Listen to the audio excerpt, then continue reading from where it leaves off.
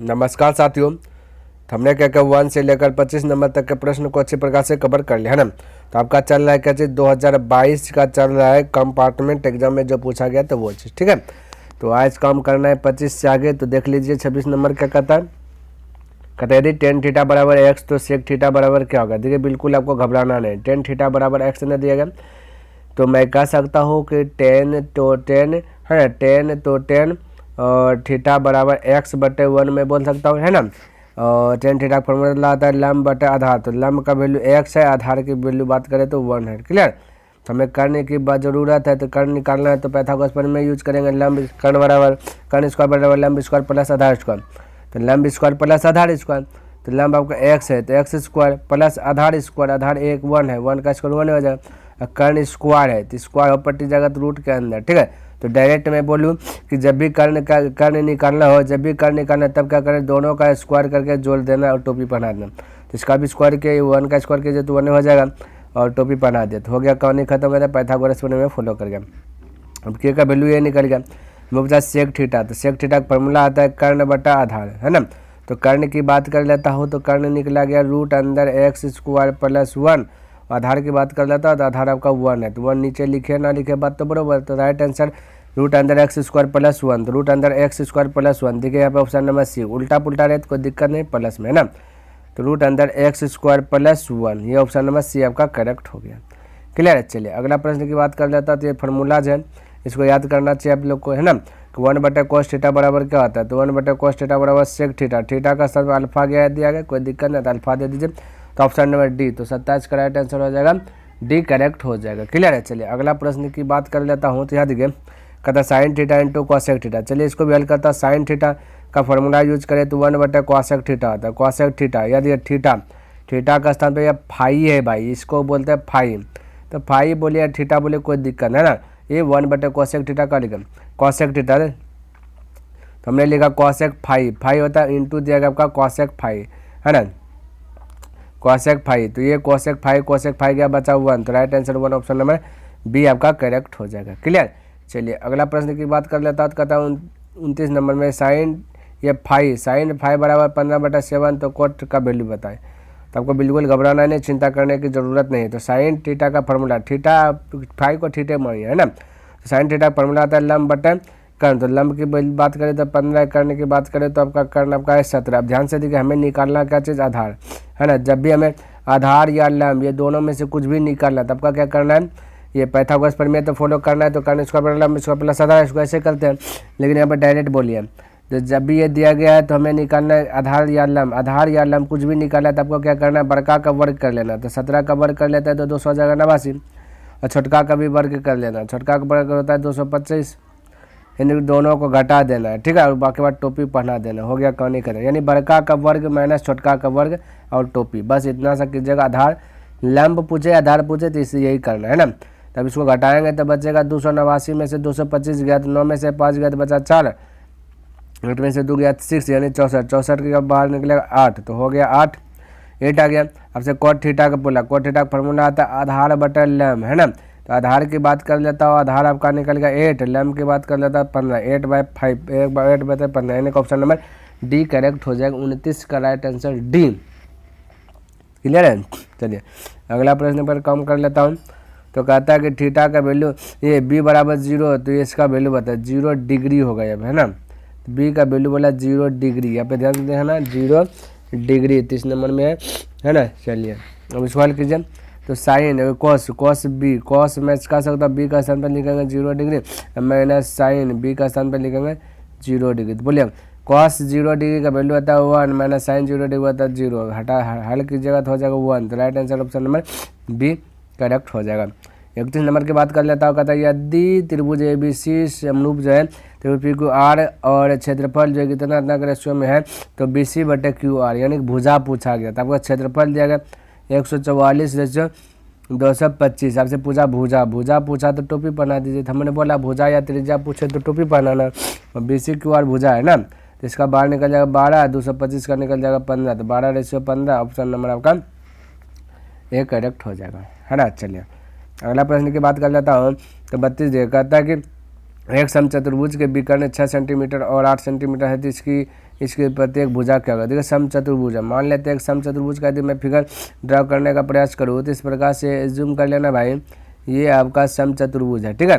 तो समचतुर्भुज में 2 विकर्ण है, तो एक विकर्ण जो दिया गया 8, तो 8 विकर्ण दिया गया, यहाँ पे आपका केंद्र है ना। समचतुर्भुज में विकर्ण 8 दिया गया। हम कह सकते हैं यदि नाम देने की बात करो तो ABCD यदि करूँ तो B से O यानी B से D दे दिया गया 8, तो हमें B से O करेंगे तो 4 4 हो जाएगा।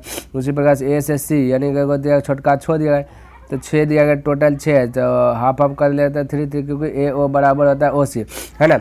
अब ध्यान से देखिए यहाँ पे बनेगा 90 डिग्री एंगल, यहाँ भी बनेगा 90 डिग्री, यहाँ भी 90 डिग्री। अब कोई भी साइड से आ जाइए, आपसे पूछा क्या भुजा, तो ये वाला भुजा, ये वाला भुजा या ये वाला भुजा, कोई भी साइड से आ जाइए आपका बतवा बरोबर पड़ेगा, क्लियर है। अब ध्यान से देखिएगा, तो 90 डिग्री सामने वाली भुजा कहलाता है कर्ण, यानी हमें कर्ण निकालना है। तो कर्ण निकालने के लिए लंब और आधार आपको दिया गया है ना। तो लंब स्क्वायर प्लस आधार स्क्वायर, तो 3 का स्क्वायर की जगह 9 और 4 का स्क्वायर की जगह हो जाए 16, तो 16 9 25, 25 का जगह 5, तो 5 ही देगा आपका ये। अगर आपको समझ में आएगा पाइथागोरस प्रमेय लगा ये है ना, तो कर्ण स्क्वायर बराबर लंब स्क्वायर प्लस आधार स्क्वायर, लंब स्क्वायर मानिए आधार स्क्वायर, उल्टा पुल्टा भी मान लीजिएगा, कोई दिक्कत नहीं। बाकी बाद हल की जगह तो 5 आ जाएगा, तो right answer option number B correct हो जाएगा, क्लियर। तो आपको भाई ऑब्जेक्टिव है तो ऑब्जेक्टिव की तरह से आपको आना है ना। देखा था कि त्रिभुज PQR में बिंदु S और T क्रम से भुजाओं PQ और PR पर इस प्रकार है कि ST समांतर जो QR है, तो PS बराबर इतना QS, यानी ये दिया गया। देखिए ऐसा प्रश्न हमने बहुत सारा बतलाया है ना, तो उम्मीद करता हूँ आपको समझ में आ गया होगा। और अपने से भी कर सकते हैं, हालांकि नहीं तो मैं बता देता हूँ। देखिए इस प्रकार से मैं फिगर ड्रॉ कर लिया, PQR दे दिया ना, नाम दे देता हूँ। और जब भाई PQR बोला S और T इस प्रकार से है, इस प्रकार से है कि P से S ये ST समांतर या QR, तो यहाँ देखिए हो गया। और यहाँ पे थोड़ा सा कलर चेंज कर लेता हूँ, कहता P से S5, तो P से S5 दे दिया, फिर S से Q दिया, S से Q दिया 2x + 1 लिख लिया।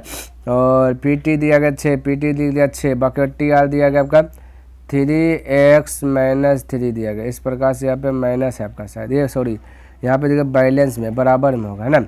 ये बराबर देने के लिए भूल गया भाई, 33 नंबर, ध्यान से देखिएगा 33 नंबर, क्लियर। चलिए अब इसको हल करना, तो हमने बोला था तुलना करना। तुलना कैसे, मैंने भाई PS का तुलना ये PT से, यानी कि छोटका का तुलना छोटका से, तो 5/6 बराबर ये वाला छोटका का है साइड से, यानी है साइड वाला को है साइड से, है ना।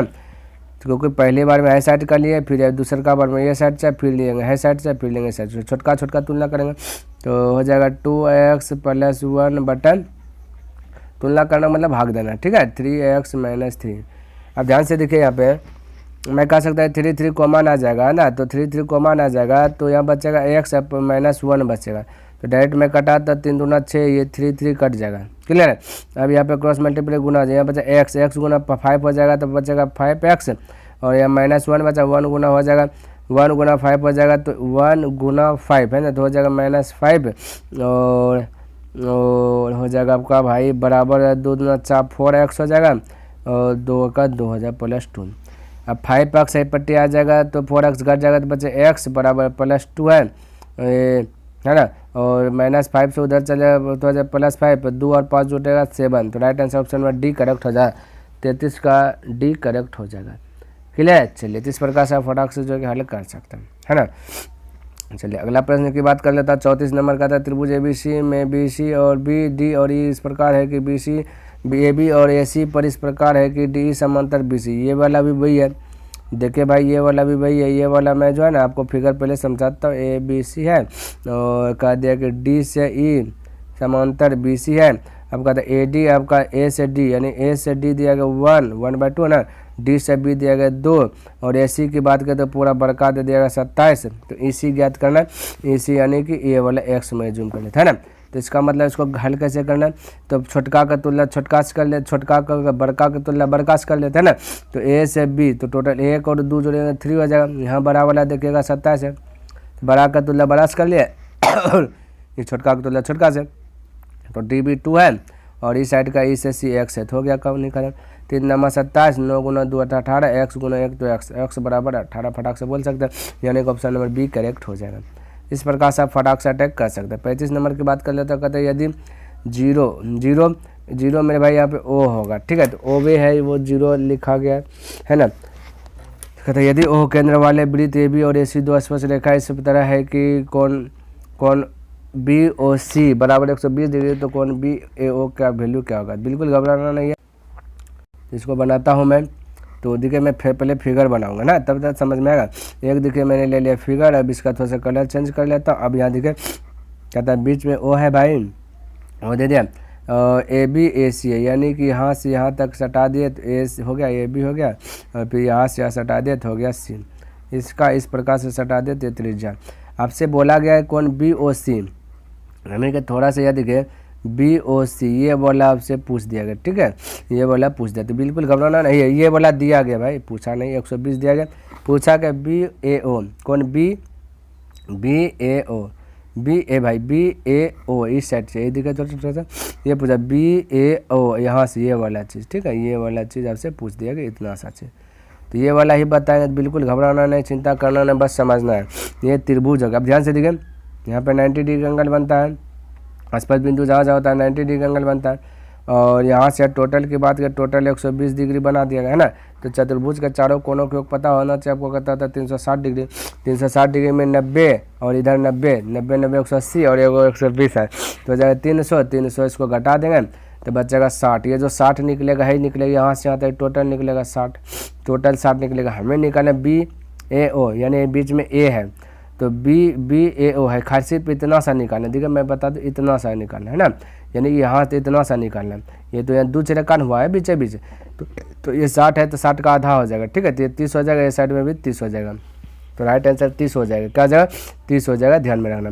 तो एक बात आपको पता होना चाहिए कि जब भी कोई आपका फिगर दे दे और इस कैटेगरी का जब फिगर बन जाए, जब भी मेरे भाई ऐसे जब भी बने, तो यहाँ पे टोटल जितना भी रहेगा ना, जैसे 80 रहता तो ये 40 बंटवारा हो जाता है। तो हमें ये साइड का पता चल गया था टोटल, तो आधा आधा बंटवारा कर ले, है ना, तो 30 हो गया। क्लियर। चलिए 36 नंबर की बात कर लेता हूँ। तो देखिए 36 नंबर क्या कहता है, समझने का प्रयास कीजिएगा, ठीक है।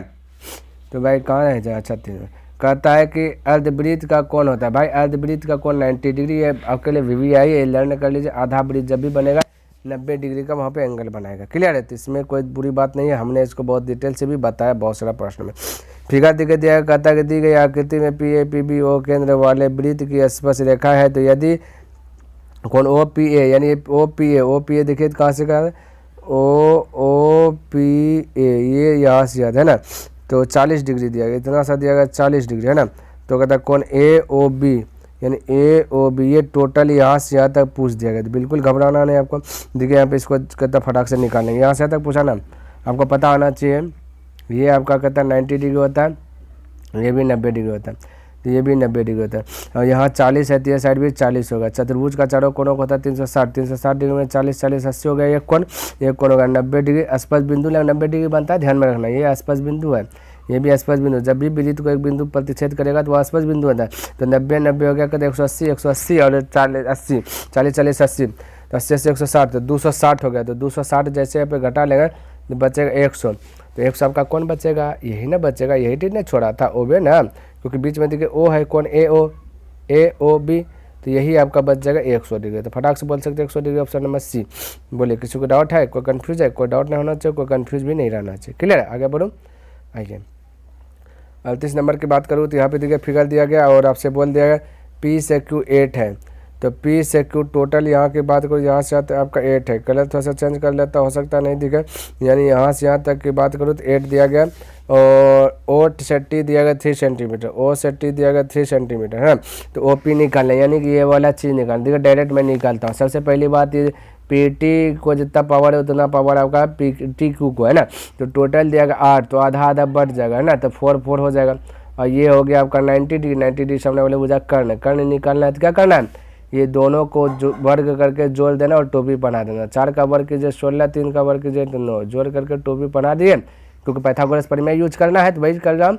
और बाकी 16 9 25, 25 का बढ़ गया 5, तो यही हो जाएगा 5, तो राइट आंसर बोल सकते हैं 5 सेंटीमीटर। ठीक है, तो आपको यदि थोड़ा सा डाउट लग रहा है तो पाइथागोरस प्रमेय लगाइए, कर्ण स्क्वायर बराबर लंब स्क्वायर प्लस आधा स्क्वायर, उसको बैठाते जाइए, धीरे धीरे आपका हो जाएगा। हालांकि डायरेक्ट करने का प्रयास कीजिएगा तो कहीं आपका जो कि बेहतर होगा, है ना। चलिए देखो 39 नंबर कहता है एक वृत्त के एक खंड है ना को 2 कोण होते हैं। कहता है एक वृत्त के एक खंड के 2 कोण होते हैं, तो एक वृत्त के एक खंड के 2 कोण जो भी हो जब भी होगा ना वो बराबर बराबर। ठीक है, एक वृत्त को एक खंड कर देगा उसका जो दो कोण बनेगा वहाँ पर क्या होगा, बराबर बराबर। तो राइट आंसर आपका ऑप्शन नंबर सी करेक्ट हो जाएगा। 39 का क्या हो जाएगा भाई, सी हो जाएगा। ठीक है, चलिए अगला प्रश्न की बात कर लेता हूँ।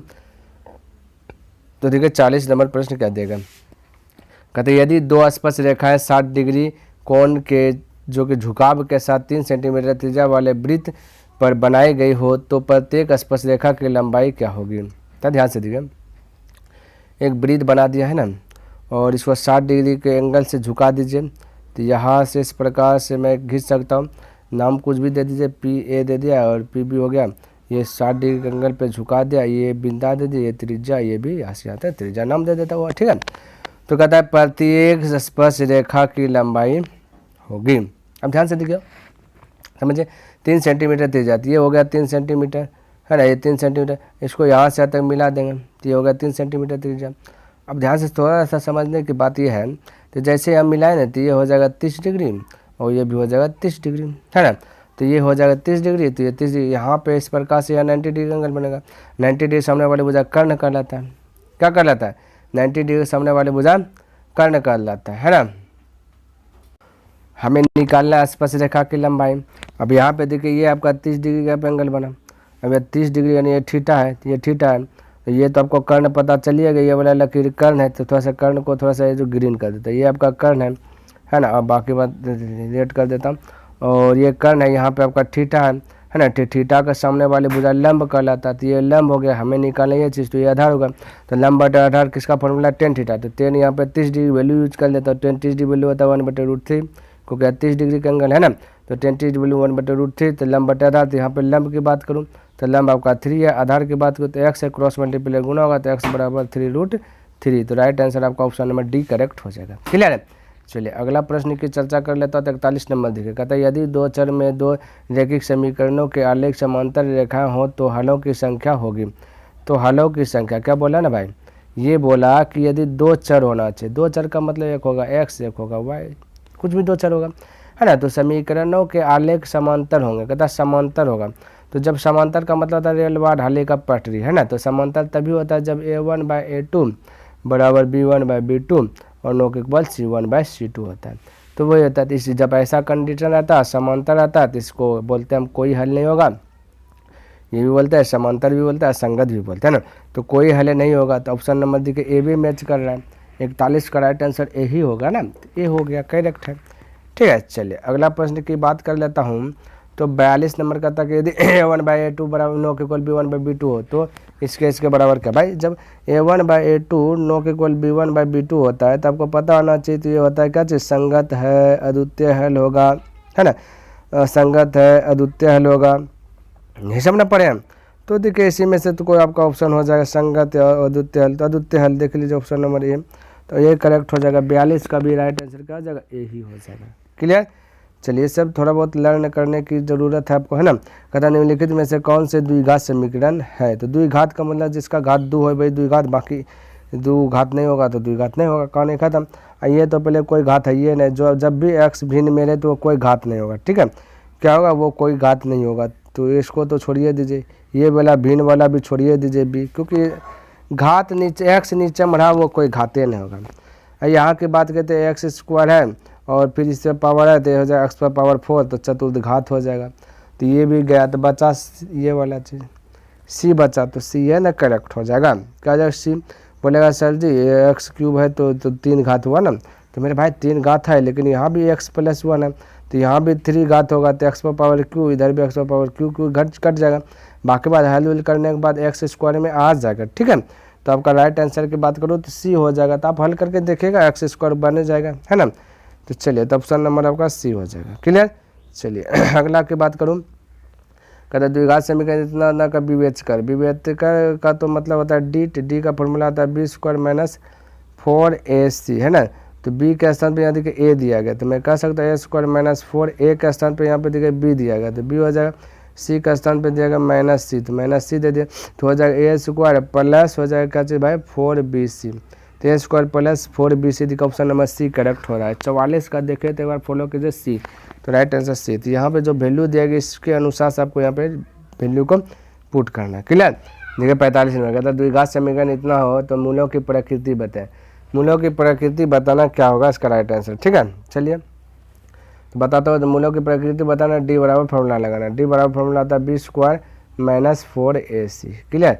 तो बी के स्थान पे -3, तो -3 का स्क्वायर दे दें, -4 तो 4 है और ये माइनस है, ये देखिए यहाँ पे माइनस है ना, तो इसको ब्रैकेट के अंदर में आ जाए 4, क्योंकि ए का वैल्यू की बात करूँ, ए का वैल्यू भाई आपका 1 है। सी की बात करूँ तो माइनस क्या है, माइनस आपका भाई 18 है। चलिए -18 तो हो जाएगा, -3 का वर्ग हो जाएगा 9, माइनस माइनस हो जाएगा प्लस 18 चौके 72 हो जाएगा। इसको जोड़िएगा तो 9 2 11 81 हो गया, है ना। तो 81 प्लस में है, जब प्लस में आता है ना आंसर, तो डी का वैल्यू जब भी प्लस में आता है वो वास्तविक होता है और भाई भिन्न भिन्न आंसर आएगा। प्लस में भाई आपका 10 भी आ सकता है, 5 भी आ सकता है, 25 भी आ सकता है, कुछ भी आ सकता है ना। तो यानी असमान आंसर आ सकता है। ठीक है, तो आपका राइट आंसर की बात करता है वास्तविक और बराबर। बराबर है क्या, डी के बराबर है 81 या एक प्लस में है आंसर, ध्यान में रखना। क्या है, प्लस में है तो वास्तविक और बराबर नहीं होगा, है ना। जब 0 आता ना तब वास्तविक बराबर कह सकते थे। ये आपका क्या है या भाई 81 है यार, कभी 10 आ सकता है, 50 आ सकता है, प्लस में कुछ भी आ सकता है, तो इसलिए राइट आंसर वास्तविक नहीं, ये तो गलत है। माइनस में आता तब ये आंसर आता, कहता वास्तविक भी है और असमान भी है, यानी यही से होगा, वास्तविक भी है असमान भी है, यानी आंसर कुछ भी आ सकता है, प्लस में कोई फिक्स नहीं है। तो आपका राइट आंसर ये होगा, यानी कि सी नंबर। क्लियर। चलिए अगला प्रश्न की बात कर लेता हूँ। तो 40 पे कहता है यदि द्विघात समीकरण इतना इतना का एक मूल्य 3 हो तो के का वैल्यू, देखिए एक मूल्य दिया गया ना, तो यही मूल्य से कम कर चला लीजिए। तो यानी कि जहाँ जहाँ पे आपका अक्स है ना वहाँ पे रख दीजिए भाई 3, ये वाला 3 एक मूल्य रख दिए। तो यहाँ पे 3 रख दूंगा, 3 का स्क्वायर हो जाएगा 9, माइनस हो जाएगा ये एक्स का साथ 3 रख दूंगा तो -3 के हो जाएगा, प्लस 12 बराबर 0।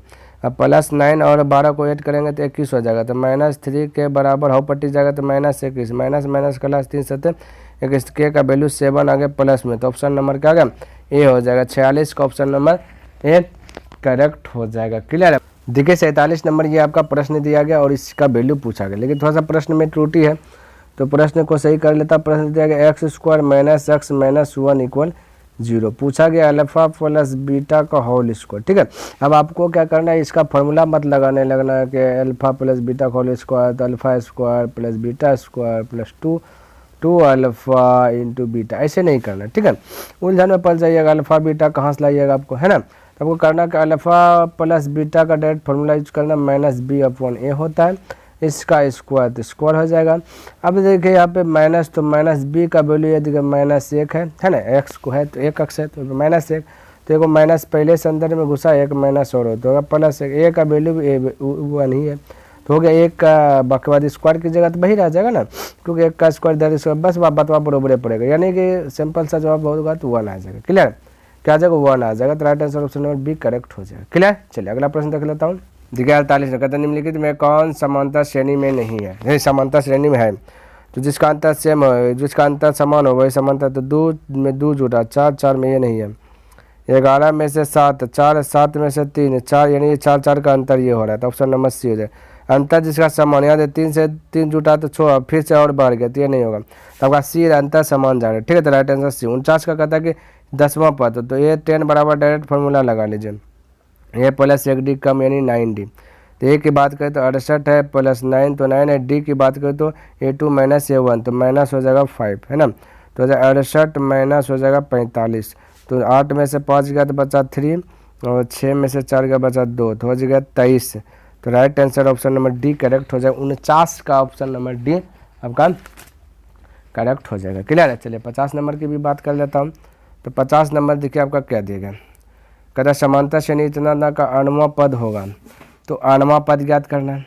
तो अणुवा पद यानी एन बराबर फॉर्मूला था ए का वैल्यू 5 ए प्लस एन का ही वैल्यू ज्ञात, ये एन तो पते नहीं है ना, n माइनस 1 इंटू डी का वैल्यू a2 माइनस 7, तो 9 में 5 गया तो 4, तो हो जाएगा 5 प्लस ये 4n माइनस 4, तो 5 में 4n बच जाएगा इधर, और 5 में से 1 4 गया तो 4 गया तो बचा 1, ये प्लस में 1 बचेगा तो 4n plus 1, option number D correct हो जाएगा। क्लियर। तो उम्मीद करता हूँ कि मैंने जो डेलीज बाय डेलीज 25 प्रश्न का एक जो सीरीज रखा हूँ वो मैंने कंप्लीट कर दिया और आपको अच्छी प्रकार से लर्न हो गया होगा। यदि पसंद है तो इस वीडियो को लाइक कर दें, अभी तक सब्सक्राइब नहीं किया तो इस चैनल को सब्सक्राइब भी कर दें और हो सके तो अपने दोस्तों के साथ भी इसे शेयर कर दें। कमेंट करके बताएं कि वीडियो को कैसा लगा।